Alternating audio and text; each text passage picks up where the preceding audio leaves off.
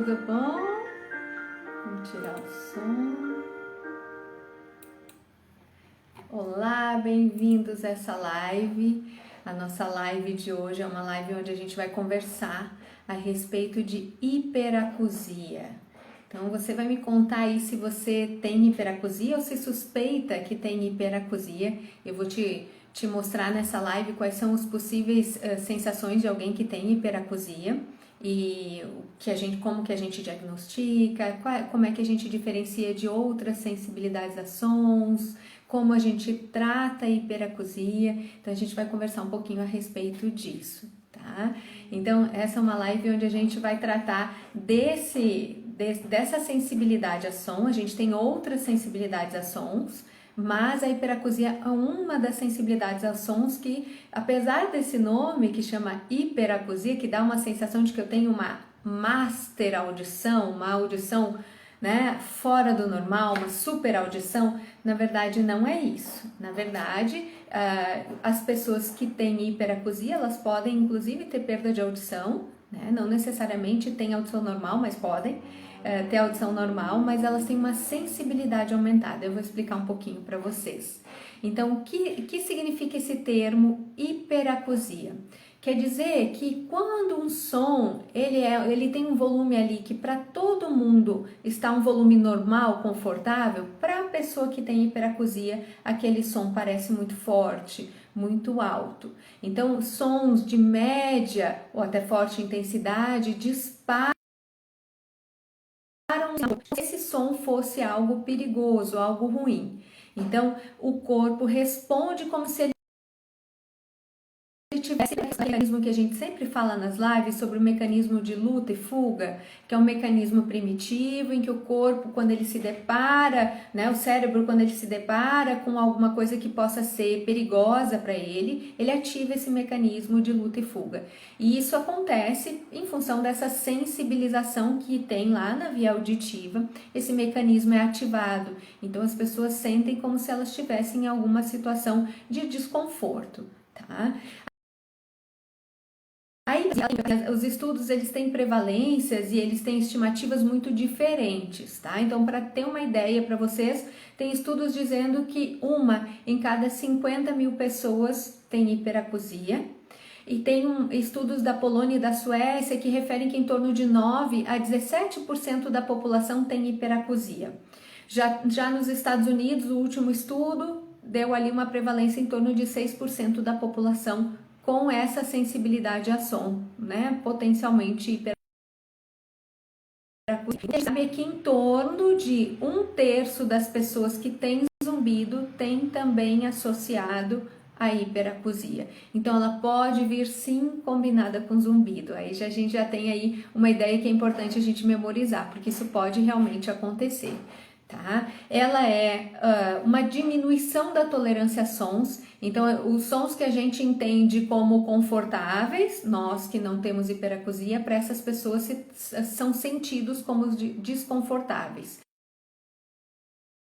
Estamos fazendo lives a respeito das hipersensibilidades, porque infelizmente as pessoas que têm sensibilidade sonora, elas acabam sofrendo inclusive preconceito. Então, a gente não sente da forma que elas sentem. E à medida que a gente não sente da forma que elas sentem, muitas vezes a gente minimiza aquele desconforto. Isso é muito ruim, as pessoas se sentem muito sensibilizadas porque elas não se sentem compreendidas. E realmente, para nós que estamos desse lado e que não temos o conhecimento do que está acontecendo com a pessoa, é difícil de compreender. E a minha ideia é justamente que a gente possa ampliar um pouco isso. Então, se você convive com alguém que tem sensibilidade a som, entenda que isso é real, isso não é frescura, isso não é chilique, tá? Isso realmente a pessoa sente um desconforto, é real. E você que tem a sensibilidade, tá tudo bem, isso é real também. Você não precisa se culpar ou se entristecer, tem tratamento, a gente tem solução para isso. Então, nós vamos conversar um pouco sobre isso hoje. Então, o que acontece? A gente tem diferentes tipos de sensibilidade. Uma delas é a hiperacusia, que é essa diminuição da tolerância a sons, ou seja, sons que chegam ali em frequências médias ou fortes começam a disparar um desconforto muito grande, muito antes das outras pessoas. Todos nós temos um limiar onde a gente começa a sentir desconforto com som alto. Porque esse limiar existe para nos proteger, senão a gente fica lá no meio do som super alto e isso acaba gerando uma lesão na minha audição. Então, a gente tem esse disparo desse sinal protetivo ali em torno de 90 decibéis, né, para baixo, ou seja, 95, 100, 105. A gente consegue ter ali nas pessoas que não têm hiperacusia esse disparo de proteção, uma sensação de desconforto que faz com que eu perceba que talvez aquele ambiente seja barulhento demais ou aquele som seja forte demais e isso me permite sair daquele ambiente e me proteger. Nas pessoas que têm hiperacusia, esse disparo acontece antes. Então, em sons que tem lá 70 decibéis, 80 decibéis, às vezes até 50, 40, ou seja, sons que realmente são até de fraca intensidade, acabam disparando esse desconforto. E o que essas pessoas sentem? Elas podem sentir inclusive dor no ouvido, então elas podem sentir uma questão física, dor, desconforto, elas podem sentir uma sensação de ouvido tampado. Então, quando a gente se expõe a som alto, ele pode sentir o que a gente chama de plenitude oral, é a sensação de ouvido tampado. E às vezes tem uma sensação de alguma coisa estranha, algo mexendo dentro da orelha. Algumas pessoas, inclusive, têm a sensação de tontura, que é quando a gente tem aí uma hiperacusia que é mais vestibular. Mas enfim, a gente tem esses componentes que podem ocorrer nas pessoas que têm hiperacusia na hora que elas se expõem a sons que para elas são potencialmente ruins, tá? Ele não necessariamente é igual nas duas orelhas, então eu posso ter hiperacusia numa orelha só, na outra não? Posso. Posso ter nas duas? Posso. Pode ser diferente no meu outra? Ela pode tanto se apresentar nas duas orelhas como numa só, como ter a diferença entre uma orelha e outra.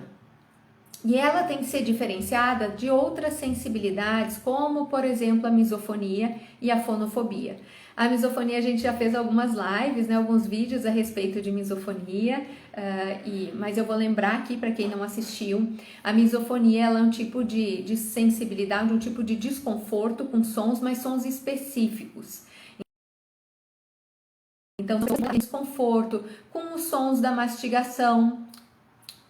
Não precisa ser assim alto, às vezes barulho mais simples, tá? De mastigação. Às vezes, quando a gente fica mexendo na caneta, aquele tic-tac da caneta, aquilo ali incomoda, gera...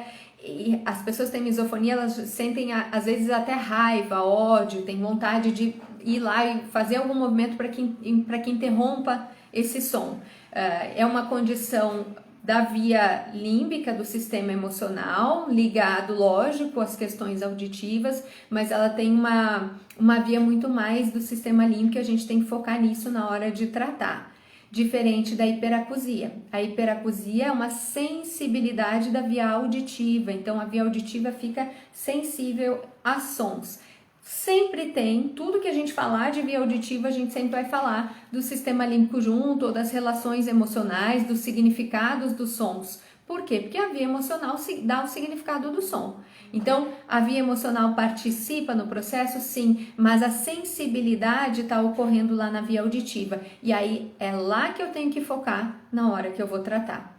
E a gente também tem uma sensibilidade diferente, que é chamada de fonofobia, que é uma fobia a sons. Então, a pessoa tem medo de sons. E aí, a gente também tem uma questão emocional. A gente vai tratar por uma via mais emocional. Então, misofonia e hiperacusia, a gente tem um olhar mais para a via emocional, enquanto na hiperacusia a gente vai olhar mais para a via auditiva, para essa sensibilização que está acontecendo lá na via auditiva. Tá? Os ruídos eles podem gerar uma piora da hiperacusia, então se eu me expor a ruídos, ambiente barulhento, eu vou num restaurante, ou se o meu ambiente de trabalho é muito barulhento, isso pode fazer com que a misofonia fique ainda mais perceptível, ou seja, que sensibilize ainda mais. Pode fazer com que, caso eu tenha zumbido associado, o zumbido aumente, então ambientes barulhentos às vezes fazem nessas pessoas que têm também a hiperacusia associada. Na verdade, nas pessoas que também não têm hiperacusia associada, isso pode acontecer, mas no caso da hiperacusia, em função do desconforto dos sons, acaba aumentando inclusive o zumbido e geram as sensações físicas, né? Então a dor, a sensação de ouvido tampado, esses desconfortos que podem ser comuns nos pacientes com hiperacusia. Quais são as causas disso? Bom, a gente tem várias causas e não necessariamente causas no paciente. Então, como que é feito o diagnóstico? É necessário que a gente procure um médico otorrinolaringologista, de preferência otoneurologista. A gente sempre, quando fala dessas questões de via auditiva, zumbido, tontura, misofonia, fonofobia, a gente sempre fala, olha, vamos primeiro passar pelo otorrino, vamos avaliar a via auditiva e vamos tentar identificar as causas. No caso da hiperacusia, ela tem causas algumas muito parecidas com o zumbido, né? Então, a primeira delas é exposição forte, exposição a ruído pode provocar a hiperacusia. Lesões no ouvido, então se eu tiver alguma lesão, se eu tiver algum trauma acústico, o que é um trauma acústico? É um som muito forte que é disparado assim do nada, né? Um som curto e muito forte. Por exemplo, se dá um tiro próximo a mim, né? E eu não tô com protetor, que quando a gente vai lá fazer uma aula de tiro, a gente vai fazer um treino de tiro, a gente usa proteção, né? Se eu não usar essa proteção, eu corro o risco de fazer um trauma acústico e eu posso ter a hiperacusia em decorrência desse trauma acústico. Cirurgias na orelha, então alguns pacientes fazem cirurgias para correção de seja lá o que for, então quando mexe nessa região periférica da orelha, pode sim disparar essa sensibilidade auditiva. E então a gente tem que avaliar o que a gente faz. O paciente passa pelo tentar identificar quais as possíveis causas, até para buscar eliminá-las ou controlá-las dentro do possível. Outra coisa que pode dar hiperacusia é medicação ototóxica, alguns remédios que sensibilizam a via auditiva. Hiperacusia também é bastante comum em pacientes autistas. Então, vem associado, por exemplo, ao autismo, a algumas síndromes também apresentam hiperacusia, né? Então, a gente precisa identificar essas causas e o diferencial. Então, eu tenho que saber, sim, se essa é uma hiperacusia, se essa é uma misofonia ou uma fonofobia, porque o tratamento vai ser diferente dependendo de qual é o meu diagnóstico. Lembra? A hiperacusia via auditiva e a misofonia e a fonofobia eu vou olhar mais diretamente para o sistema emocional. Então, é necessário sim, até para a gente poder fazer um tratamento mais adequado, que a gente tente buscar as causas e mais do que isso, que a gente faça. Liz, você falou lá que, sei lá, 1/3 dos pacientes de zumbido tem hiperacusia. A hiperacusia pode aparecer com outras coisas? Sim. A gente pode ter associado, por exemplo, hiperacusia à misofonia. Ou eu posso ter uma hiperacusia e uma fonofobia junto? Pode. Então, a gente precisa realmente sentar, avaliar individualmente cada caso para ver quais são as possibilidades diagnósticas. Por quê? Porque isso vai direcionar a forma como eu vou trabalhar. Então, se eu tiver eu vou buscar um tratamento diferente daquele paciente que tem só hiperacusia. Então, isso precisa ser muito bem feito para que você consiga ter sucesso, para que você consiga aliviar o seu sintoma ou até acabar com o seu sintoma. Sim, tem tratamento, né? Tem manejo e tem cura da hiperacusia, sim, tá? Como que a gente faz esse diagnóstico? Primeiramente, com a história que vocês vão nos trazer. A gente às vezes não valoriza o que o paciente traz. Isso é a coisa mais errada que nós profissionais da saúde podemos fazer. Por quê? Porque o paciente tem todas as informações, ele vive com aquela situação. Ele sente isso todo dia. E essa riqueza de detalhes, das sensações do paciente, dos pacientes, ela é muito importante. Ela te ajuda muitas vezes a ter um olhar diferente. Cansei de ter pacientes que vieram com diagnóstico, por exemplo, hiperacusia. porque tinha inclusive um exame, e eu vou falar desse exame que ajuda nesse processo diagnóstico, claro que não é só ele, né? Mas quando senta comigo, já teve paciente que eu descobri que tinha uma fonofobia associada. E aí o meu tratamento mudou, graças a Deus está ótimo, conseguimos, né, manejar, estamos conseguindo manejar muito bem, né? Já aconteceu de ter pacientes que chegaram para mim com zumbido e não tinham a suspeita ou o diagnóstico, ou não vieram para mim com essa questão, olha, tem uma hiperacusia associada, e na hora que senta ali pra gente, que a gente começa a conversar, começa a perguntar, opa, tem um cheiro de alguma coisa, vamos avaliar, vamos investigar. Então, a hiperacusia, ela pode vir associada com zumbido, com a fonofobia, com a misofonia, e isso muda a forma como a gente vai direcionar o tratamento. Então, a história que você traz, a sua vivência, o seu conhecimento sobre isso que você sente, sobre isso que você vive diariamente é indispensável para que a gente consiga fazer um bom diagnóstico. No caso da hiperacusia, a gente pode associar e até deve, no meu ponto de vista, associar a um exame que chama Loudness Discomfort Level. O que é isso? É o limiar de desconforto a sons. Nesse exame, ele é feito na mesma cabine que a gente faz audiometria, com o mesmo equipamento de audiometria. Só que na audiometria, a gente vai colocar o som numa intensidade que você escuta bem e a gente vai reduzir até um ponto onde você não consiga mais escutar o som direito. Não sei, não tem mais como apertar o botão, como levantar a mão, porque o som sumiu. Muito bem, no caso da hiperacusia é o contrário. Então, eu vou colocar em um som que seja audível, que você consiga ouvir, e eu vou aumentar esse som devagar até o momento em que você vai me avisar, diz, se subir mais vai me deixar desconfortável.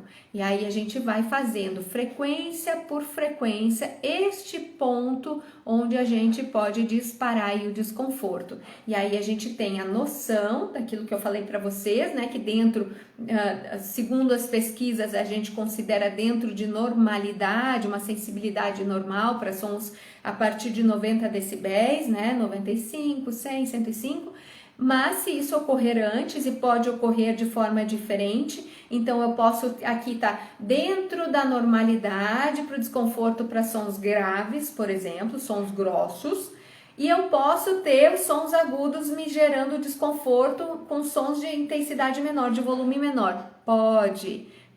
Então quer dizer que a minha sensibilidade, a minha hiperacusia, ela está mais focada na região de agudos. E eu vou trabalhar para que a gente consiga baixar esse nível de desconforto. O interessante do exame, primeiro, ele me ajuda no diagnóstico, ele complementa a história clínica e me ajuda no diagnóstico, e ele também vai poder ser uma forma de acompanhar o tratamento. Então, você começa a fazer o tratamento e aí você pode repetir o exame, enfim, conforme for orientado aí pela pessoa que está te acompanhando. Eu muitas vezes gosto de fazer o limiar de desconforto, né? Avalio na primeira consulta e aí depois de 3 meses a gente faz o limiar de desconforto de novo e a gente vai avaliando para ver como é que está o andamento, né? Dessa descida aí desse limiar de desconforto, tá? Então é um exame super simples. Não é para ser indolor, não é para você sair do exame dizendo, nossa, que horror, fiquei... Não, a gente tem todo um cuidado e toda uma cautela para fazer isso com a maior tranquilidade possível, que eu sei que quem tem sensibilidade já diz, nossa, esse som vai ficar forte, não vou nem fazer isso aí não. Não, fica tranquilo, dá para fazer, tá tudo sossegado, tá? Qual é a grande questão de quando a gente tem hipersensibilidade? Isso pode me gerar o quê? Uma lesão, uma alteração? Não. Mas as pessoas que têm hipersensibilidade, elas acabam se privando de se expor a sons. Então, imagine que sons de média intensidade ou baixa intensidade te gerem desconforto. O que acaba acontecendo? Primeiro, você vai buscar ambientes que não tenham som. Então, você provavelmente vai começar a evitar idas a restaurantes, cinema, nem pensar. Paciente que tem hiperacusia tem horror a cinema. Então, por quê? Porque o som normalmente é realmente muito intenso. Festas, nem pensar. Dependendo do ambiente de trabalho, você não se concentra, você não consegue fazer render as suas atividades da mesma forma por causa do desconforto daqueles sons, da distração que aquilo te gera. Muitas vezes as pessoas acabam tendo uma privação social, então você acaba perdendo amigos, porque tudo que te convidam, tudo que é um evento onde as pessoas possam se reunir, que possam se confraternizar, você corre disso, porque afinal são ambientes potencialmente ruins, desconfortáveis para você, então a pessoa acaba se privando do convívio, inclusive com a família. Então, reuniões de família, quando junta, sei lá, mais 3, 4 pessoas, já nem quero estar perto. Famílias que falam mais alto, né? Que já têm aí um hábito de falar mais alto, então é extremamente doloroso para as pessoas que têm hiperacusia. A gente não tem uma boa resposta da hiperacusia. Ela pode resolver sozinha? Pode, principalmente nos casos cirúrgicos. Então, fiz uma cirurgia na orelha e aí depois dessa cirurgia eu percebi um aumento dessa sensibilidade, desenvolvi uma hiperacusia e ela pode sim ir embora sozinha, mas é a minoria dos casos. A grande maioria dos casos vai precisar de tratamento para que a gente consiga baixar esse limiar de desconforto e para que a pessoa então possa ter uma rotina de vida mais normalizada, mais social, mais confortável. Então, procure tratamento. Se você está sentindo sensibilidade, se você não consegue ficar em alguns ambientes onde você vê que os outros estão bem, os outros estão... até alguns podem dizer, a música está alta, mas continua conversando, continua fazendo o que está fazendo e aquilo não gera um desconforto, uma sensação ruim. Então, procure ajuda se você perceber esse tipo de sensação, para que isso não cresça e para que isso não tenha um impacto, inclusive, na sua vida profissional, tá bom? O tratamento, então vamos lá. Tratamento para... Opa, tem uma pergunta aqui, deixa eu ver se eu uso de espuma no ouvido, uso espuma no ouvido para dormir, protetor auricular. Isso pode resultar em hiperacusia? Então... O protetor auricular não é muito meu amigo. Eu não sou uma pessoa muito fã de protetor auricular. Por quê? Porque o protetor auricular muitas vezes gera um aumento da sensibilidade auditiva. Então veio bem a calhar a pergunta, que foi bem na hora que eu ia falar de tratamento. Eu sei que tem algumas linhas que orientam os pacientes a usar protetor. Eu não sou completamente contra. Os meus pacientes sabem disso, pacientes que vêm com protetor auricular ou tampão de ouvido, para quem não sabe, aquelas, né, que a gente coloca, tem uns de espuminha, né, que essa pessoa colocou aqui, eu não sei o nome de quem mandou a pergunta, né, que tem a espuminha, a gente tem os de silicone, a gente tem aqueles de natação, tem alguns que são fora, hoje em dia a gente inclusive tem fones que cancelam o som. No caso da hiperacusia, isso não é muito indicado que esse uso seja frequente e muito menos por uma exposição, um número de horas maior. E por quê? Porque tende a fazer com que essa sensibilidade aumente. Nosso cérebro, a nossa via auditiva, ela foi produzida para perceber sons. E sons ocorrem o tempo inteiro. Por mais que a gente não se dê conta, tô dormindo, não tô ouvindo, tá ouvindo sim. Seu ouvido está trabalhando normalmente. Eu brinco que o único momento em que o ouvido vai deixar de trabalhar é na hora que a gente realmente descansar o corpo definitivamente, porque ele trabalha 24 horas todos os dias. O que acontece é que ele é seletivo. Então, ele não vai te acordar se, sei lá, acontecer um barulho lá na rua, os carros estão passando lá na rua. Você mora nessa casa o tempo inteiro, esse barulho é um barulho comum, aquilo ali não é nada de novo para você, o seu cérebro entende aquilo como um som super normal, que você não está em risco e não está em perigo, e automaticamente ignora esse som e te deixa dormir tranquilamente. No entanto, se você, por exemplo, tem um filho, você que são pai e que são mãe, né? Quando a gente tem filho, muda o sono. Eu dormia super bem, agora meu filho faz ai, eu acordo. Por quê? Lá no meu cérebro, aquele som, aquele barulho do meu filho, ele tem um sinal de que ele possa precisar de mim. Então, automaticamente, aquilo faz com que o meu cérebro desperte para que eu possa ir lá ajudá-lo e possa ir lá defendê-lo. Então, quando eu coloco o tampão e eu tenho hiperacusia, meu cérebro para de ouvir os sons que, no caso de sons mais confortáveis e agradáveis, inclusive tratariam essa via, ou seja, diminuiriam a sensibilidade. e aí eu passo a deixar essa via auditiva, esse córtex auditivo mais e mais sensível. Então, o protetor auricular ou tampão, ele pode ser usado sim, lógico, em situações específicas, aliás, deve ser usado em situações, por exemplo, eu sei que ninguém gosta disso, mas vou num show, deveríamos usar um protetor auricular, né? Os shows têm aquelas caixas de som, aquela intensidade forte, a vibração super forte, a gente deveria proteger o nosso ouvido, né? Ou se eu vou numa boate, ambiente fechado, com som super alto, hoje em dia tá fora do normal, né? O volume das músicas dentro de boate, agora não mais, porque a gente não tem mais essa condição, né? Mas a gente tinha aí uma condição super perigosa, independente de hiperacusia, a gente deveria usar o tampão protetor auricular, gente. Ou se eu trabalho em ambiente barulhento, a gente tem todo um protocolo para quem trabalha em ambientes que estão ambientes potencialmente perigosos para a audição, né? É necessário que sejam fornecidos aí os equipamentos de proteção, existe isso, mas isso é para casos e locais que realmente a gente vai fazer uma exposição sonora. Para os sons do dia a dia, sendo sons comuns a todos nós, a gente não deveria usar o tampão. Quem tem hiperacusia, menos ainda, tá? Então pode correr o risco de eu não ter hiperacusia, mas usar o tampão direto, porque eu não quero ouvir som, não quero ser atrapalhada enquanto eu estudo e tal, e desenvolver hiperacusia? Pode, já vi isso acontecer algumas vezes.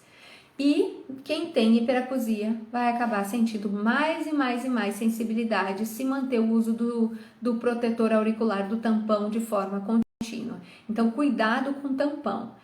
Peça orientação. Normalmente o profissional que está acompanhando o teu tratamento vai organizar com você o uso desse tampão e vai organizar uma forma em que, à medida que você vai evoluindo no tratamento, a gente vai retirando essa necessidade de tampão, vai tentando fazer aí modular o uso para que isso seja menos e menos comum a você no dia a dia, tá? Então, o que eu tenho de tratamento, tampão para hiperacusia não é tratamento, tá? Ele pode ser um acessório para determinados momentos, principalmente no início do tratamento, sim, mas ele não é um tratamento, tá, gente? Eu posso usar a terapia sonora, onde eu uso a exposição a sons que são sons neutros, que são sons confortáveis, agradáveis, que não geram, né, esse disparo da sensibilidade, não geram esse desconforto. Essa é uma forma de tratamento, talvez uma das mais interessantes aí para quem tem hiperacusia, né? E tem um resultado muito bacana. É uma técnica muito simples, muito tranquila de ser feita, né? E não tem nenhum efeito colateral negativo se bem feita, e a gente ainda tem um resultado muito positivo. Uma outra possibilidade terapêutica seria a terapia cognitivo-comportamental. É um tipo de terapia psicológica, né, que tem muitos estudos, é um tipo de tratamento da psicologia, de técnica da psicologia, que tem muita pesquisa, trabalha muito com a questão de neurociência, de como o cérebro funciona, de como modular minha relação com as coisas, com o mundo e comigo mesma, conforme o que eu penso, o que eu sinto, quais são as minhas crenças, bases para gerar esses pensamentos, e a gente consegue sim mudar a nossa relação com os sons. Então, são as duas técnicas assim que a gente mais tem acesso para tratar a hiperacusia, as duas técnicas que mais têm resultados e bons resultados aí no tratamento da hiperacusia, tá bom? Eu espero que eu tenha esclarecido aí as dúvidas de todo mundo. Quem tiver perguntas pode mandar inbox, pode mandar, esse vídeo vai ficar salvo aí no feed. E aí, se vocês tiverem perguntas, é só colocar e eu vou ter muito prazer em responder, tá bom? Muito obrigada a todos, um beijo grande e até a próxima live na semana que vem. Na semana que vem eu tô pensando em falar a respeito de zumbido pós-Covid. Então, vocês me digam se isso é um assunto que está interessando vocês. Isso é um assunto que tem me pego muito, eu tenho buscado muitos estudos e tal, porque eu tenho recebido muito no consultório. Então, se vocês quiserem ouvir a respeito disso, só me confirmem que aí semana que vem, provavelmente, a nossa live vai ser sobre zumbido pós-Covid. Um beijo!